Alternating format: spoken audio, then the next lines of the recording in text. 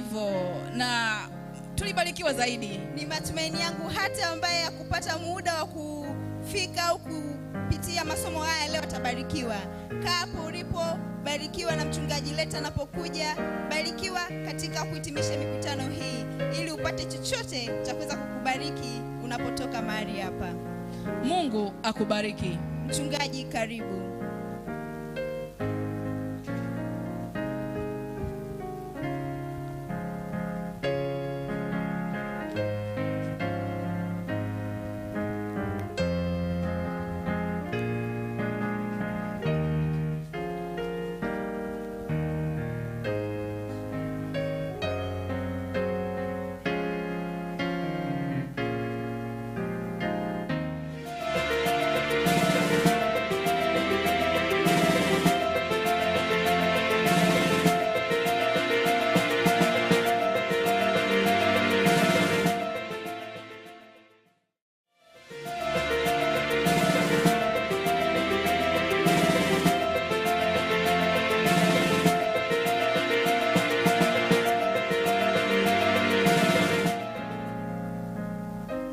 Bwana Yesu asifiwe.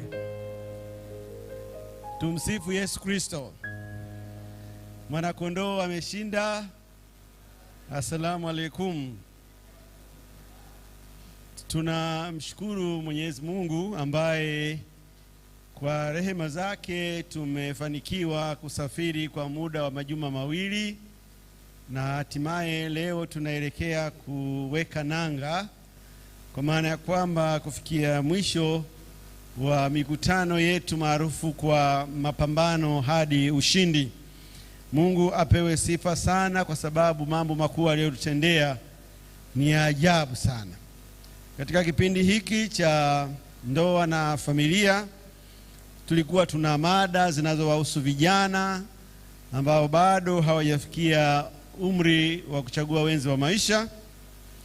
Tulikuwa na mada zinazowahusu vijana ambao wamefikia umri wa kuchagua wenzi wa maisha, na tukajaribu kuelekezana mambo yanayohitajika, kwa sababu hapo ndipo hapatakiwi kufanya makosa. Makosa unayoyafanya katika wakati wa ujana na katika kipindi hicho cha kuchagua wenzi wa maisha yanachangia sana matatizo mengi yaliyopo leo kwenye ndoa. Na pia tukaangalia kwenye ndoa na kwenye kuna changamoto pia. Ziko changamoto za malezi, zipo changamoto za kutekeleza wajibu wa mume kwa mke wake, wajibu wa mke kwa mume wake, na tukaelekeza namna ya kuzitatua hizo changamoto.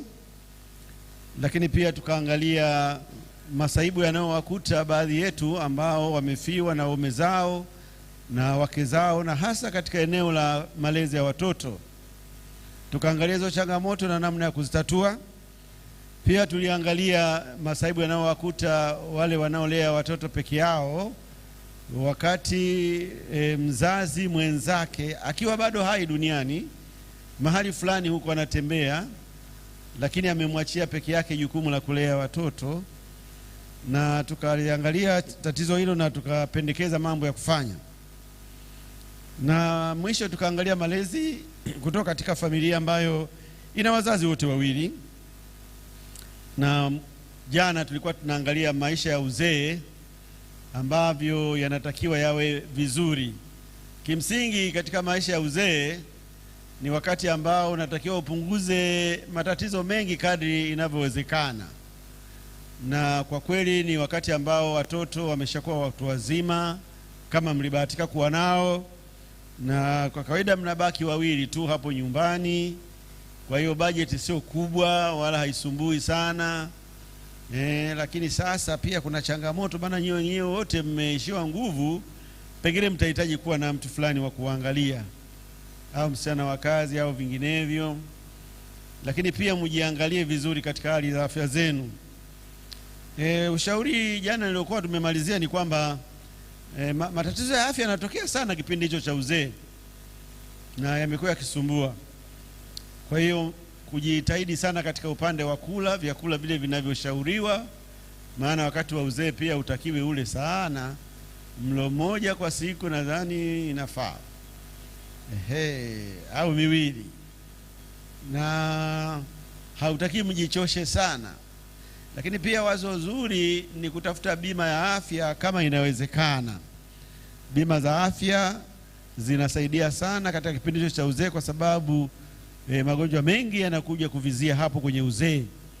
Kwa hiyo kuepuka gharama kubwa sana, unatafuta bima ya afya inayokuwezesha kutibiwa bila usumbufu wowote. Lakini ukae mahali ambapo ni jirani ya matibabu hayo ya afya. Watu wengine wamekuwa wakichagua kwenda kuishi kijijini kule alikozaliwa baada ya kuwa amestaafu. Changamoto za uamuzi kama huo ni kwamba kule huduma za afya zinaweza zikawa changamoto, na wewe unahitaji sana huduma za afya.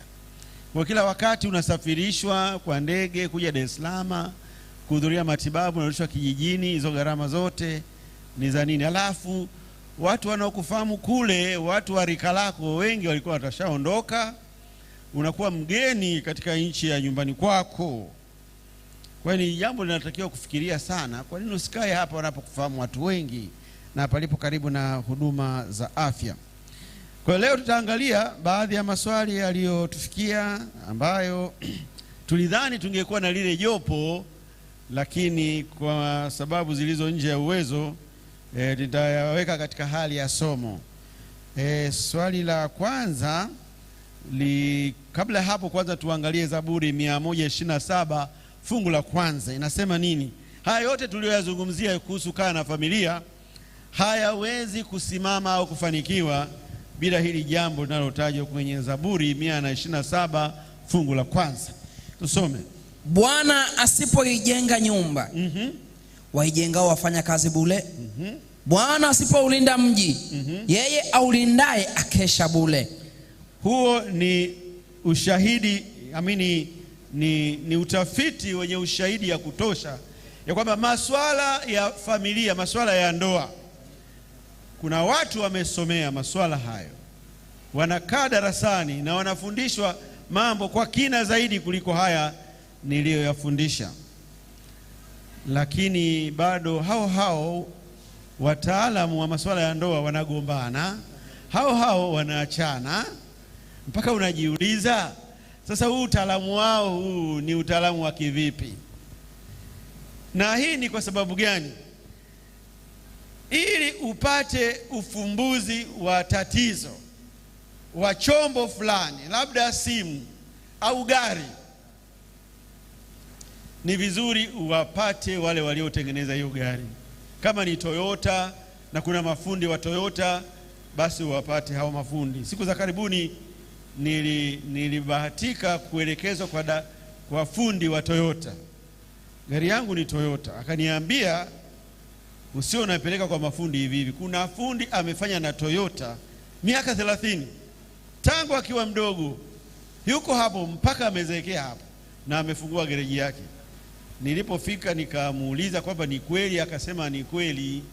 Mimi gari ya Toyota nikisikiliza mlio, ukinipa maelezo, najua moja kwa moja shida iko wapi. Sasa mwenye hii gari ya Toyota inayoitwa familia anaitwa Mungu. Haleluya. Amina. Yeye ndiye muasisi, ndiye alianzisha. Alipoangalia akasema sio vema mtu awe peke yake. Kama ina matatizo ndoa yako, unampelekea nani? Huyo fundi wa Toyota ya ndoa huyo. Yeye ni hodari. Kwa hiyo pamoja na wataalamu kuwa wameongezeka, pamoja na mimi kutoa maelezo yangu hapa kama mchungaji, lakini nami pia huwa naendaga kwa huyo kwa ajili ya ukarabati wa ndoa yangu, na amekuwa msaada mkubwa kwangu. Kwa hiyo katika kuhitimisha masomo haya, nitaka hilo msilisahau. Ni swala la msingi sana kumtegemea Yesu katika kila hatua, katika hatua ya kutafuta mwenzi wa maisha, katika hatua ya kulea watoto, katika hatua ya kutafuta watoto, katika hatua ya kusuluhisha magomvi. Yeye ndiye mwarobaini. Lakini basi tuende tukaangalie swala la wajane.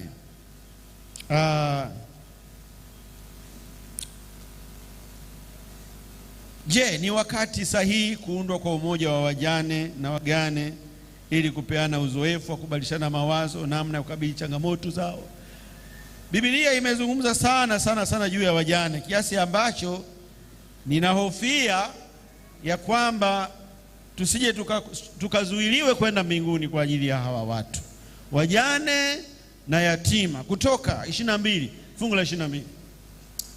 Kutoka 22 aya 22. Ndio. Neno la Mungu linasema, usimtese mjane yeyote aliyefiwa na mumewe, wala mtoto yatima. Yaani iko wazi, haina kona kona. Jiepushe kutesa hawa watu wawili, mjane aliyefiwa na mumewe. Si kwa nini hawajataja wagane waliofiwa na wake zao? Labda hao wanajiweza kidogo, ila mjane Mungu amemtaja kabisa, aliyefiwa na mumewe, na mtoto yatima. Tesa wengine wote, lakini sio hawa wawili. Na hili ndilo wazo ambalo tunaondoka nalo, ya kwamba kama tulikuwa kwa namna moja au nyingine tumetesa hawa watu, twende tukajitafakari. Wewe umeachiwa kuwa msimamizi wa mirathi.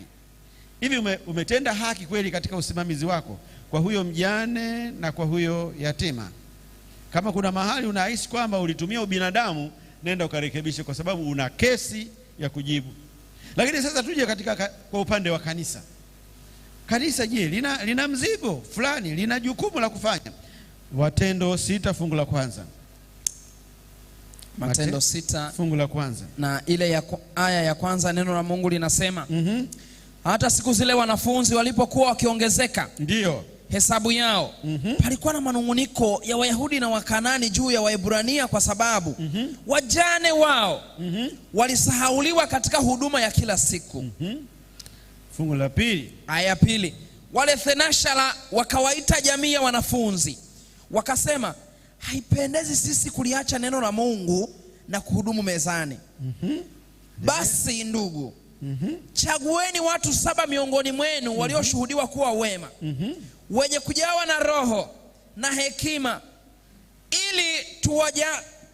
ili tuwaweke juu ya jambo hili, na sisi tutadumu katika kuomba na kulihudumia lile neno. Basi wachaguliwe watu watakaowekwa juu ya jambo hili. Jambo hili ni lipi? Hili linalolalamikiwa la kusahauliwa kwa nani? Wajane. Hao watu wakachaguliwa, na ndipo ilipoanzia idara ya mashemasi. Swali ninalojiuliza mimi, hivi leo idara ya mashemasi imeliacha hilo jukumu kwa nani? Kwa sababu ndio mwanzo wa kuchaguliwa idara ya mashemasi. Nani anahudumia wajane? Ni mashemasi au ni idara ya wanawake, au hakuna? Na kama hakuna kabisa, ina maana hawa kanisa la awali walikosea kuunda idara fulani ya kuangalia hawa watu. Sasa mahitaji yao ni nani anayashughulikia? Nadhani umefika wakati sasa kama viongozi wa makanisa mahalia kwenda kuangalia ni nani anashughulika na mahitaji ya wajane, kwa sababu tusije tukajikuta kumbe tunadaiwa kule mbinguni kwamba tumesahau huduma za wajane kama kanisa la mitume walivyokuwa wamesahau. Jambo jingine ambalo ni la kuzingatia pia, mafundisho ya wajane. Wakati unapokuwa unaendesha mafunzo ya kaya na familia, wewe kiongozi wa kaya na familia, kumbuka mada zinazohusu hii idara ni mtambuka. Si mtambuka ni neno sahihi, yaani zinahusu hivyo vipengele vyote nilivyovitaja. Unapokuja moja kwa moja unaanza kuzungumzia mambo ya chumbani, mjane unamkera kwa sababu hiyo kwake silo hitaji, na huyo anayetafuta wachumba pia hilo sio hitaji. Kwa hiyo maana yake ni nini? Tuwe na siku ya kukaa na wajane na kujifunza nao. Tuwe na siku ya kukaa na vijana wanaotafuta wachumba na kujifunza nao. Vinginevyo kuwa na somo la pamoja la watu wote, sijui utafanikiwaje kuhakikisha kwamba kila mmoja pamoja na yule mwanafunzi wa shule ya msingi anapata kile anachokihitaji.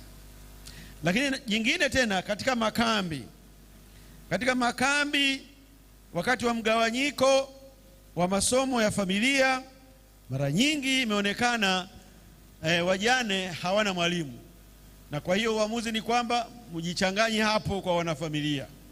Hilo nalo ni jambo lisilofaa. Lakini pia mtu anaweza kujiuliza, okay, nimejitolea kwenda kusimamia darasa la wajane, naenda kuwafundisha nini? Ipo haja ya kuandaa mtaala wa mambo ya kuwafundisha wajane. Tujaribu kuyagusia hapa baadhi yake: kuwafundisha mambo ya ujasiriamali, kuwafundisha mambo ya malezi ya watoto, yale mambo tu ambayo ndiyo changamoto zinazowakabili. Lakini wakati fulani njia rahisi, na mimi nimewahi kusimamia madarasa hayo, ni kuwauliza wenyewe. Nilienda kwenye darasa nikasema, jamani, mimi sijui cha kuwafundisha, hebu niambieni niwafundishe nini? Nini kero zenu? Wakaniorozeshea, tukaanza kuzijadili na tafuta na mafungu. Hivyo inapendeza sana kuliko kuwachanganya pamoja na wale wa madarasa mengine. Katika kitabu cha Luka 4 fungu la 25, Yesu anasema kitu fulani juu ya wajane. Yesu anasema, ndio, lakini kwa hakika nawaambia, 4:25 Luka. Naam, 4:25. Sawa. Anasema lakini kwa hakika nawaambia, palikuwa na wajane wengi katika nchi ya Israeli zamani za Elia, ndio, wakati mbingu zilipofungwa miaka 3 na miezi 6. Njaa kuu ikaingia nchi nzima. Wala Elia hakutumwa kwa mmoja wapo, ila kwa mjane mmoja wa Sarepta katika nchi ya Sidoni. Haleluya. Katika vitu vya kushangaza sana kwenye Biblia, njaa ilipoingia katika Israeli, na njaa ilidumu kwa miaka 3.5, ilikuwa njaa kweli kweli. Katika hali hiyo ya njaa, ungetarajia kwamba Mungu angemtuma Elia, maana na Elia pia alikumbwa na njaa. Ile mikate ikakata, ile iliyokuwa inaletwa na kunguru, na kile kijito kilikuwa kinatirika maji nacho kikakatika. Kwa hiyo Mungu akasema isiwe tabu, huyu Elia mtumishi wangu hawezi kufa hivi vinamwangalia, wacha nimtume mahali atakapolishwa.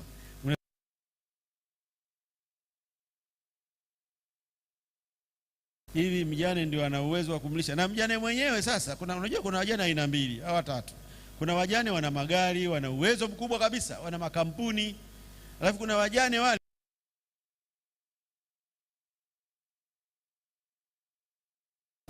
ya kuungaunga. Ndio Yesu anasema kulikuwa na wajane wengi, lakini Mungu alimtuma kwa nani? Kwa mjane wa Sarepta.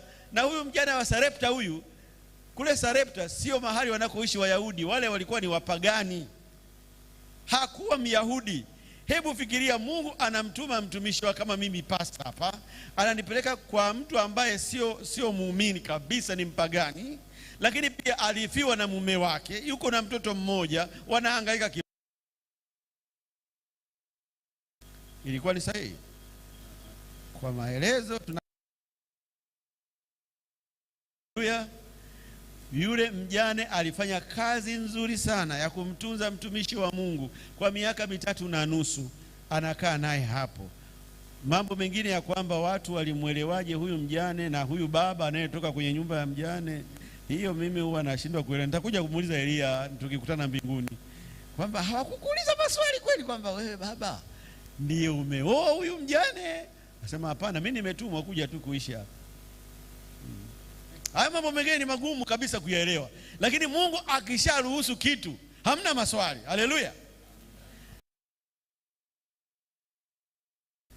Wajane wana nafasi, hasa wale hata wale wenye uwezo wa kuungaunga. Hebu fikiria, labda Mungu amekuruhusu ukae peke yako ili uanzishe biashara au ujasiriamali fulani, ili uweze kutegemeza kazi ya Mungu. Labda kwaya unawasaidia, unasaidia mchungaji, unasaidia wainjilisti. Hebu jaribu hiyo, kuliko unakaa unalia. Mimi sioni kwamba nafasi ya wajane ni kulalamika, ila naiona nafasi ya wajane ni kuitegemeza kazi ya Mungu. Haleluya. Wanawezaje kutegemeza kazi ya Mungu na huku wamefiwa? Wanaweza. Wako wakina mama wengi wanataka kutoa zaka na sadaka, lakini wanashikwa mkono na waume zao. Hii zaka unapeleka wapi? Hela zote hizo. Kuna mama wengi wanataka kusaidia hata kazi ya Mungu, lakini waume zao, sasa mume kaondoka, Saidia. Nani anakuuliza wewe ukitoa hela zote kusaidia kazi ya Mungu? Uone kwamba labda hiyo ndio mpango wa Mungu, sasa plan B ya Mungu hiyo. Utembee na hiyo plan B kama unadhani hiki ninachokiongea kinaingia vizuri kwenye moyo wako. Haleluya. Yeah. Na kanisa linaweza kufanya nini kusaidia wajane waliodhulumiwa mali zao? Juzi nilikuwa naongea na mshiriki wangu mmoja mjane, akaniambia pasta, na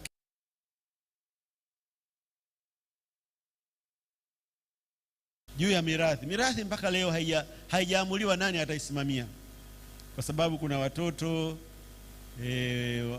watoto wa yule baba wa nje ya ndoa nao wamekuja juu, wanataka mirathi yao na hivi. Kwa ujumla nikagundua ya kwamba wajane wanapitia wakati mgumu sana, na wengine wala sio mambo makubwa kwamba wameenda mahakama kuu. Yani kuna mzee fulani wa kanisa tu hapo amedhulumu mjane wa watu, na watu wote wanajua. Kachukua ile nyumba na kaa yeye, mjane amehangaika kule, lakini mnakuja tu kanisani mnaimba nyimbo twende kwa Yesu. Nadhani kanisa lina uwezo wa kufanya jambo fulani kutetea haki za wajane kwa kiasi fulani, kuliko kujifanya hamuoni kinachoendelea. Mnajitoa ufahamu tu. Mama, watu wanaisha na konda tu na mnajua amedhulumiwa, na huyu ni mtu wenu, muumini wenu. Kwani msende kumuona au kukaa na wewe mama nakwambia bwana mmekwama wapi? Kwa hiyo kuna kitu ambacho tunapaswa kukifanya kwa ajili ya wajane, lakini basi Mungu atupe hekima namna ya kukifanya. Maana katika kusaidia wajane wengine walinasa kabisa. Ameenda kwa mjane wa watu analia, nasema hivi ulivyokuja leo umenikumbusha mume wangu, na anampangusa machozi pole pole anamwao, unaona Kwa hiyo kuna tahadhari ya kuchukua, japo sio kwamba tunawachukia. Haleluya. Maana hata unapomwokoa mwenzio lazima ujiangalie na wewe mwenyewe vizuri. Hata anayetaka kuzama, ukimwokoa anayetaka kuzama wanasema usimwahi sana, mnaweza mkazama wote. Kwa hiyo hilo nalo ni tahadhari ya muhimu. Okay. Tunaenda kwenye swali jingine, tatizo la kutupa watoto wachanga baada ya kujifungua. Lawama ielekezwe kwa nani? Hapa ninapenda tutambue kwamba hili tatizo ni la kijamii, na tusiliache mikononi mwa huyu binti peke yake, kwa sababu kama nilivyoelezea wakati fulani, mazingira yanayomfanya binti anatupa watoto kwa kweli sio ya kawaida sana. Sio ya kawaida sana. Isaya 49 fungu la 15. Na nianzie pia ujumbe kwa mabinti kabla sijaenda kwa wazazi na kwa jamii. Isaya 49 fungu la 15. Je, mwanamke aweza kumsahau mtoto wake anyonyaye, hata asimhurumie mwana wa tumbo lake? Naam, hawa waweza kusahau, lakini mimi sitokusahau wewe. Hivi kweli mwanamke anaweza kumsahau mtoto wake, tena wa kunyonya? Nadhani huwa yuko karibu zaidi kuliko yule anayetembea, si ndio? Yaani wa kunyonya huyo akilia, mama hata kama ana usingizi unaona wa kwanza kabisa kuamka kuliko baba. Lakini tunachokishuhudia sasa hivi, wanawake wamegeuka kuwa wakatili kabisa. Huyo mtoto wa kunyonya huyo anatupwa kwenye choo. Kwa mfano, unapomtupa mtoto kwenye shimo la choo, pale ndani ya choo, hasa hivi vyoo vya mashimo hivi, jamani, unajua pale pana joto kali sana. Unategemea nini? Kwamba akitumbukia kwenye ule uji pale anakuwaje? Anapona? Na kama ametanguliza macho na mdomo, sasa anakuwa kipofu, atakiokolewa. Sasa kwa nini ule moyo wa huruma unahama saa hiyo? Inatokana na kwamba mtu amevurugwa, anasema haiwezekani, huyu mtoto tulimpata wote, babaka amekataa, wazazi wangu wanataka kulifukuza nyumbani, sasa mimi basi liwao na liwe. Yeye amemwaga mboga, mimi namwaga ugali. Hapana. Hata kama wengine wote wanamwaga mboga, wewe usimwage nini? Usimwage ugali. Kwa nini? Wewe ni mwanamke, uliumbwa na huruma za watoto. Haleluya.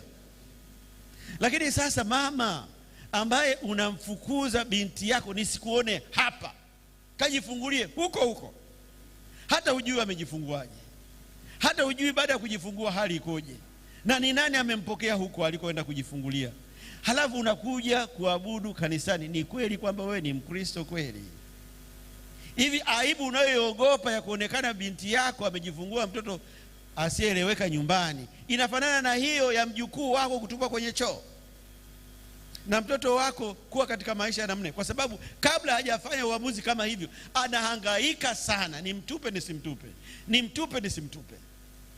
Kwa hiyo tunakosa kuwapa sapoti hawa mabinti ambao wamefanya hivyo. Na kijana,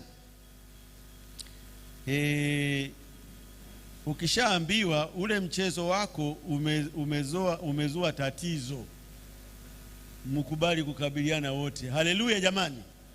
Sio uko na kazana tu pale, umekazana kazana na hapa pia. Haya si ndio mazao sasa? Mimi unanisingizia wapi? Hamna. Hapana. Kuna shida sana. Unaweza ukamkataa huyo mtoto, kumbe ndio huyo wa kwanza na wa mwisho. Na kwa hiyo hili tatizo, ili kulipunguza kama sio kulimaliza kabisa, panahitaji ushirikiano. Panahitaji ushirikiano.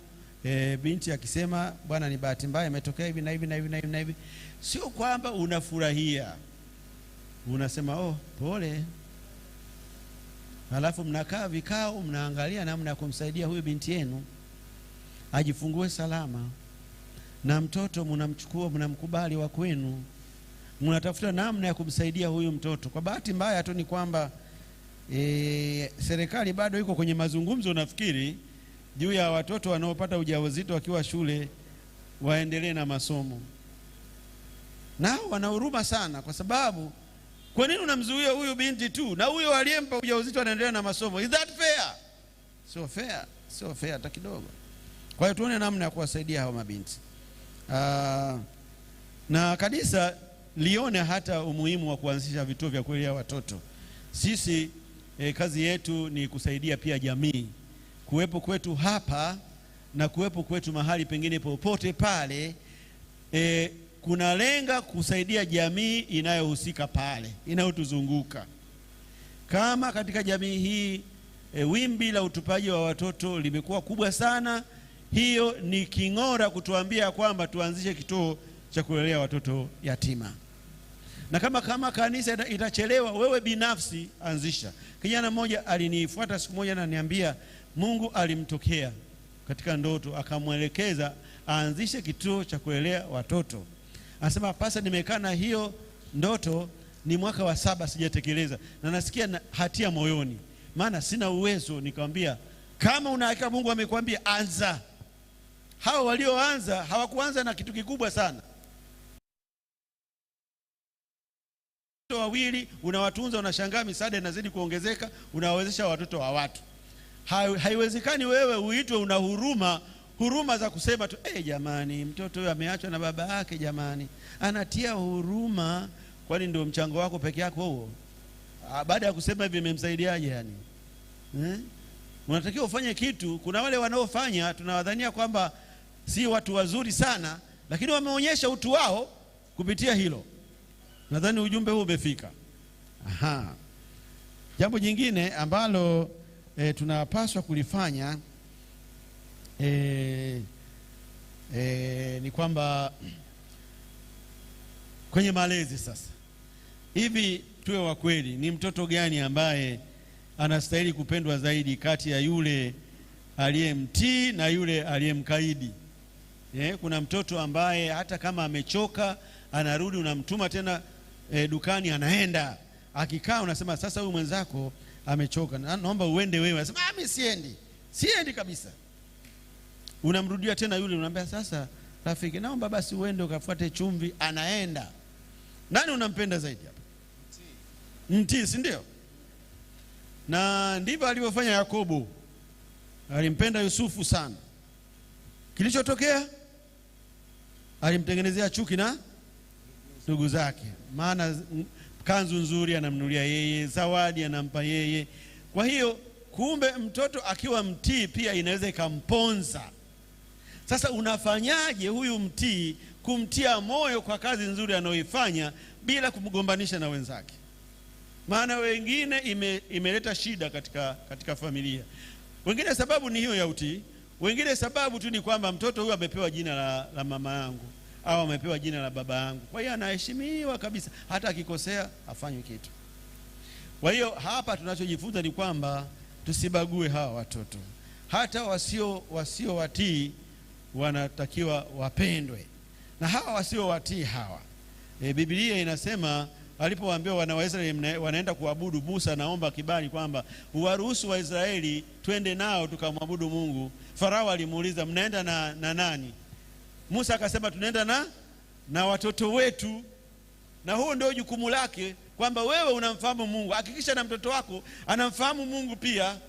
Sasa nikuulize swali, mnaanzisha ibada hapo nyumbani, unamuita huyo, hataki, anaondoka anaenda chumbani, anaenda anaangalia huko picha zake. Siku ya ibada, siku ya Sabato, mnaenda kanisani, anasema mimi siendi. Unamfanyaje? Unamburuza, mnaenda naye kanisani, na hapo kwenye ibada unamwambia njoo kae hapa, hata kama huimbi kaa hapa. Yuko baba mmoja, yeye alikuwa anawaita watu kwa ibada ya asubuhi, anaimba nyimbo mpaka zote, hakuna anayeamka. Anaenda anawaamsha, jamani jamani jamani jamani. Akirudi nyimbo hawaji tena. Aliamua jambo moja, kwamba kwa ajili ya wokovu wao akachukua maji akaenda kumwagia kwa kila kitanda, maji ya kutosha tu yaliyofuzwa kabisa na godoro. Akarudi kuimba. Sasa wamekuja wameloana. Unafikiri alifaulu kuwafanya watu wa dini? Sivyo. Kuna hitajika bado ubembelezi, kama mwana mpotevu alivyofanywa na yule baba. Haleluya. Kazi ya kulea sio rahisi. Kazi ya kuwafanya watu wampende Mungu sio rahisi, na inahitaji uvumilivu mwingi, na hutakiwi kubagua wala kumonea. Yule ambaye ni mgumu sasa hivi kuelewa, baadaye akielewa ndio anakuwa mzuri hata pengine kuliko wengine. Nani alijua kwamba yule kijana aliyebaki pale nyumbani kwa yule mzee ambaye alikuwa anakubali kufanya ibada, akitumwa anaenda, ndiye ambaye angekuja kumwaibisha siku mdogo wake amerudi, pamefanywa karamu, anaambiwa ingie ndani ya karamu, amegoma, anasema siingii huko. Karamu imesimama, anaonekana baba mwenye sherehe. MC vipi? MC anasema jamani tusubiri kidogo, mzee ametoka kidogo, kuna katatizo kidogo na kijana wake mkubwa hapo nje. Koma, na bado umekuwa ukiaona hivi bado ukiwa mdogo, na sasa hivi kidogo na mwili unaenda jimu na kifua kimetuna. Mmoja aliuliza kwamba pastor, hivi siwezi nikamshikisha adabu huyu baba kidogo, amheshimu huyu mama yangu? Nikamuuliza unamshikishaje? Anasema namkata mtama. Uwezo huo nao. Nikamwambia utakuwa umevunja amri. Waheshimu nani? Baba yako na mama yako. Sasa huyu baba mbona anakosa kumheshimu mama? Kwani huyu anastahili heshima huyu? Biblia inasema waheshimu baba yako na mama yako hata kama ni wajeuri. Ugomvi kama huo, njia iliyo bora zaidi ni kuwaita wazazi, watu wazima, uwaeleweshe kwamba jamani hiki anachofanya baba sio sawa. Au mtafute mahali fulani kwenye kona, baba na maongeze na wewe, alafu unamweleza na unamwambia mimi huwa nasikiaga uchungu sana, kuna kitu huwa kinanikamata mzee, nisikushughulikie. Sasa hayo nao kuambia, kama utapuuza tena usishangae hicho nitakachokufanya. Nadhani ukiwa serious baba atakuangalia akasema huyu bwana mdogo nafikiri yuko serious huyu. Yaani usimvamie bila kumpa tahadhari, bila kumpa tahadhari. Swali jingine ilikuwa hivi, mtoto aliyeharibika, ili nimelijadili. Nini kinapaswa kufanyika siku ya kukumbukumbu ya ndoa yenu na siku ya kuzaliwa kwa mmoja wa wanafamilia? Unajua na mambo magumu tu kila saa, hapana. Pale nyumbani panatakiwa patafutiwe sababu za watu kufurahi. Yaani ifanyike jitihada ya kutafuta sababu za watu kufanya nini? Kufurahi. Na faida mojawapo ni hii ya kwamba Mungu ametupatia sisi wanadamu sherehe kila baada ya siku 7. Siku ya Sabato ni siku ya kustarehe, ni siku ya kujimwaga, ni siku ya kujiachia.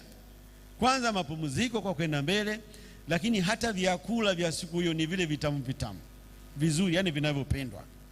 Hata na juisi inanywewa siku hiyo.